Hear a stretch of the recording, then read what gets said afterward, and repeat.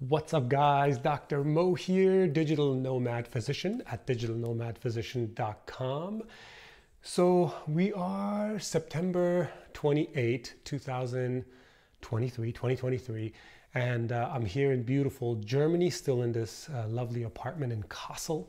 And I've been taking a bunch of trips back and forth to Göttingen, which is one of my favorite cities, honestly, one of the most beautiful cities ever.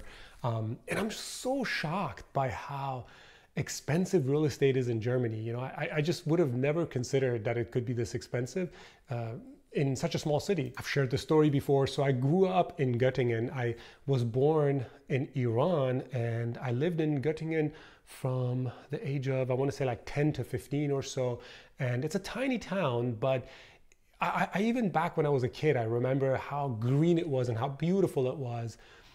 I always remembered that because it was such a nature experience for me. And now that I'm an adult, like in my mid 40s, I get to go back to Göttingen and like experience it as an adult. And it's lovely. It's absolutely lovely. The things that differentiate Germany and Spain and the US for me, and this is definitely one person's opinion, one person's perspective. And I think even my girlfriend is going to have a very different outlook than I will.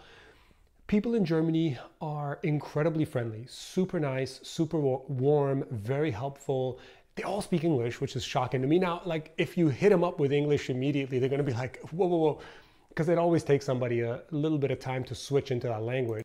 I was raised maybe this way, or I have this belief that I should always attempt to speak ein bisschen Deutsch, you know? So I will make an attempt. I will try to speak a little bit of German, but whenever I get stuck, then, you know, I give up and I will say, I'm sorry, do you speak English? You know, I'm super nice about it because I think people, I don't know, it's just one of those patriarchal things, one of those things when somebody doesn't make an attempt, you always sort of feel weird about it. And even though I grew up here, I spoke fluent German. I don't remember shit. Honestly, my German fucking sucks. It's horrible. It's way worse than my Spanish. But I think people get a kick out of it when I try. So anyway, I was just comparing cost of living here, etc. I think the German language is actually pretty easy to pick up because it's so close to English in many ways. So for us, it's going to be fairly easy. And like I said, a lot of people speak German.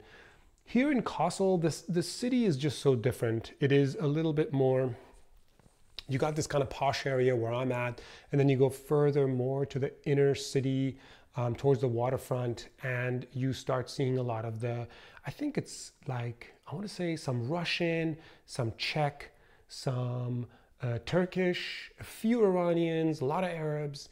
And so that is where sort of you have, obviously these are immigrants, these are not people who came here because they were super wealthy and they're retiring. They came here for a better opportunity. And so it's just, that entire neighborhood is pretty beat up. I mean, it feels safe, but it's pretty beat up. And still, apartments are probably in the $150,000 150,000 euro range, and then you got think about a 7% tax that you got to pay on purchasing it, and you got to pay somewhere around I want to say 5% realtor fees, give or take, unless it's sold by somebody privately. You still probably got to get an attorney, and then they got HOA dues like worse than the US. They have HOAs of like 500 euros, 400 euros, which I'm like shocked by. But first time when I saw it, I thought like they meant that somebody was living there and paying that kind of rent. That's like their HOA dues. It's like, that's how much I pay in the US, you know?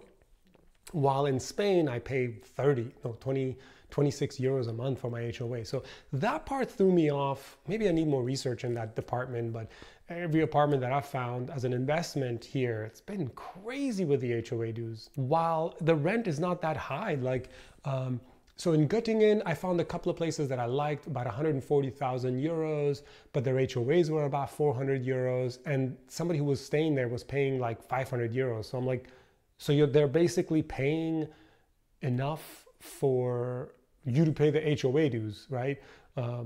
Which is crazy. But I mean, I guess it makes sense, but rent seems to be relatively cheap, but your property ownership is pretty high. So anyway, it is what it is. I could definitely see myself living in Göttingen. Now, I remember the winters here. I obviously remember the winters in in Iran as well. And, you know, the winters in Portland, they can be kind of wetter and snowier. So I'm pretty used to it, but it gets damn cold here. So that's maybe one of those things where you kind of have to get used to it. Now, ironically, my girlfriend is now in Asturias, España, El Norte, just hermosa, you know, just gorgeous. Absolutely beautiful views in that part of town, in that part of the country. And, you know, that's another awesome opportunity where you can have a home over there for nothing, you know. And I feel so fortunate to have these opportunities, you know, to have the ability to be able to live there if I wanted to, or live here in Germany if I wanted to. But it's definitely one of those things that me and her are discussing now, like where do we want the next chapter to be for the next few years? Especially when you're in a relationship, you know, like these are some of the things that come up, and you got to make some sacrifices, and you got to be okay with talking it out together and making sure that both people are fully comfortable. But I'm not one to ever commit.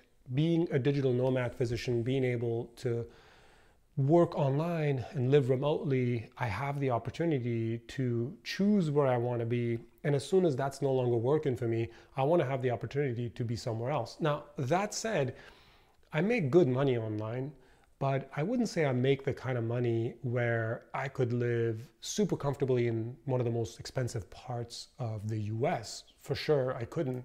Where I am at in Long Beach, yes, I could just continue working online and I would be fine. And now that we have all our properties on Airbnb and home exchange and other stuff, there is a good steady income coming in. And I will also say that I think my heart health coaching, my virtual primary care practice, and this consulting that I do with you guys, that's taken off. That's definitely creating a very good income that I could live off of very comfortably. But if let's say, you know, and this is something me and my girlfriend talked about, let's say I want to go live in the US, I want to be in Glassell Park, I want to buy a house, you know, a nice house in that part of town with a good backyard and everything, probably is going to cost around 1.5 million. So figure even if I put $500,000 down, I got $1 million that I'm going to have to finance, which is at 7%. Is it 700? 7% is like $700 per 100,000. 7,000? 70,000? No, 7,000. 7,000 a month. 7,000 a month that I would have to pay for mortgage. That's insane. That's insane. Even if it's 6,000 a month. Yeah, that's crazy. That is wild. So 6,000 a month for 30 years plus home maintenance costs, plus property taxes. Can you imagine? Can you imagine? And property maintenance, guys, I mean, on a single family home, those of you who own it, you know how much, there's always something fucked up, something that needs to be fixed. There's always something that could be improved. And you know that if you're going to sell this house in 5 or 10 years, pretty much everything has to be renovated. That is not the case with apartments. Apartments tend to, they don't change that quickly, you know, their prices also don't change that quickly, but in a way you don't have to spend quite as much. And even though, for example, I have crazy HOA dues on my property in Portland, at least they cover everything. I mean, I just had, one of the windows was like fogged up on the inside because the glass, the nitrogen had seeped out, whatever.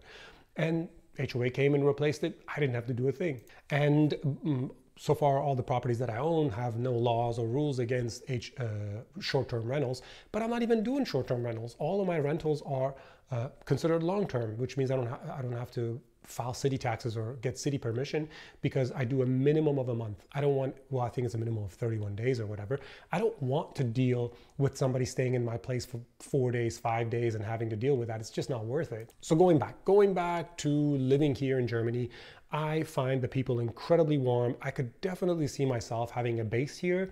It seems to me that real estate investments in Germany make a lot of sense, especially for the long term.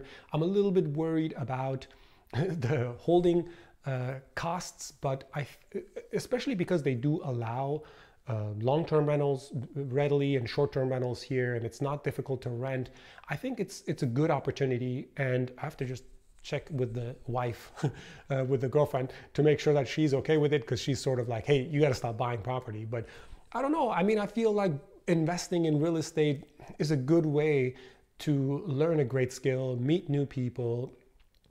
it's just a good way for you to grow your net worth. I mean, I don't think real estate is the only thing. I think putting your money just in index funds and stocks, bonds, peer-to-peer lending, hard money lending, whatever you want to do, those are great ways to grow your wealth. But real estate is fairly straightforward too, especially in a place like Germany where I feel like somebody would take care of my place.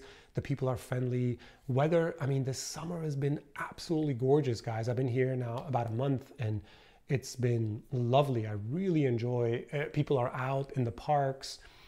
Everybody is very courteous and friendly, but they can also be direct, meaning like in a good way. There is no like, hello, hi, how are you? Thank you, you're welcome. And all the stuff that my friends always gripe, and they're like, Mo, you got to stop this being extra fucking friendly in Spain. You know, they don't like it. And in Spain, I think the difference is they're a little bit rough around the edges, especially in Galicia. Like, oh, ¿qué tal? ¿Qué haces? Come on. You know, and so you got to be okay with that. It's a little bit rougher and meaner, even though they can be incredible friends to you. Here, it's softer, but they don't try too hard, which is really pleasant. I've already had so many great conversations with people at the rock climbing gym, the front desk at the rock climbing gym, people working at a cafe, and they're like, what are you doing here? Wait, what, telemedicine? Wait, you're consulting? You're a physician? You're from the US? What are you, a spy? It doesn't make any sense. It's just they're engaged, and I love that. I really, really love that. And maybe it's more so because it's a bit of a college town, and you know, same with Göttingen and here in Kassel. But the older people you meet are also super friendly. Many of them can speak English, so you don't ever feel like super disconnected. Now, I'm Middle Eastern, so it's a little bit different. I don't think Germany has some of the, not racism, I wouldn't call it racism, but some of the distinctions between the locals and the non-locals.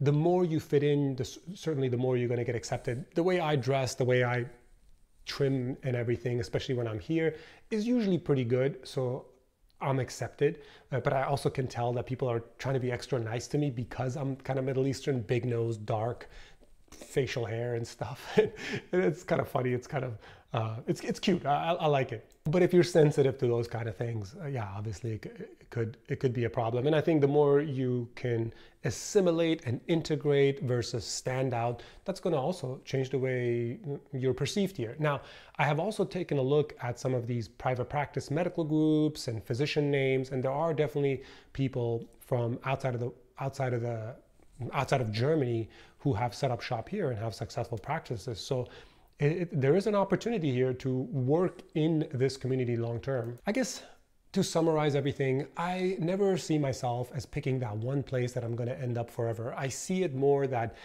I'm going to have these other places that I'm going to bounce around to.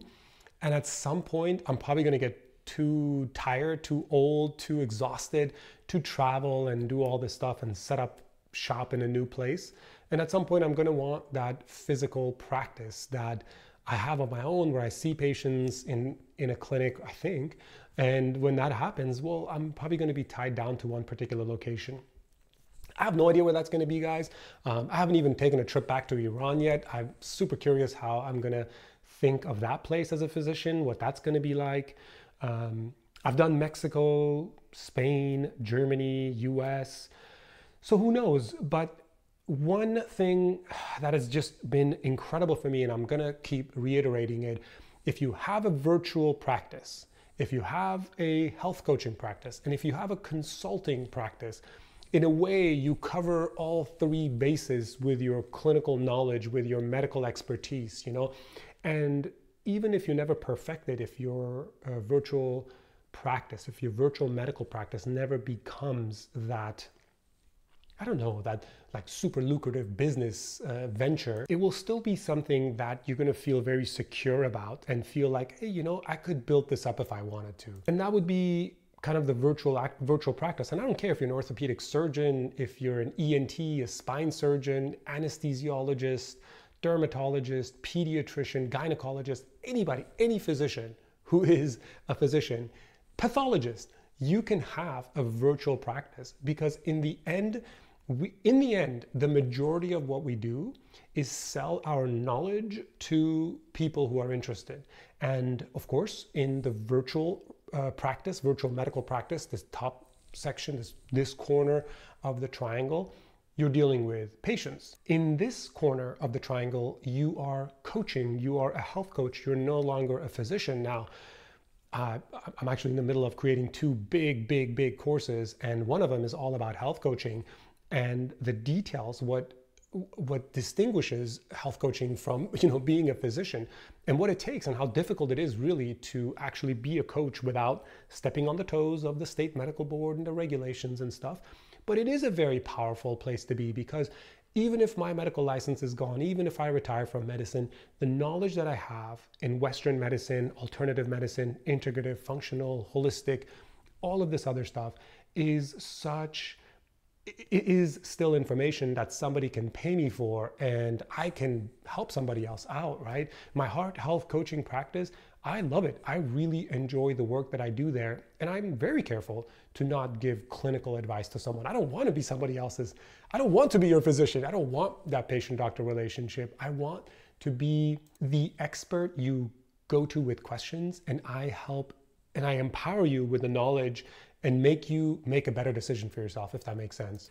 And then here in this corner, we got the consulting. This is really where your clients, so here where your clients are patients, here where your clients are just random people, and here where your clients are fellow physicians, businesses, attorneys, or politicians, whoever needs your expertise in your particular field to be able to make better decisions, to expand their business, to do whatever it is that they do. So I consult with physicians, I consult with healthcare startups, I consult with mega corporations, I consult with pharmaceutical industry, I consult with medical device companies, consult with puppies if I could. I don't care. I'll sell my knowledge to whoever.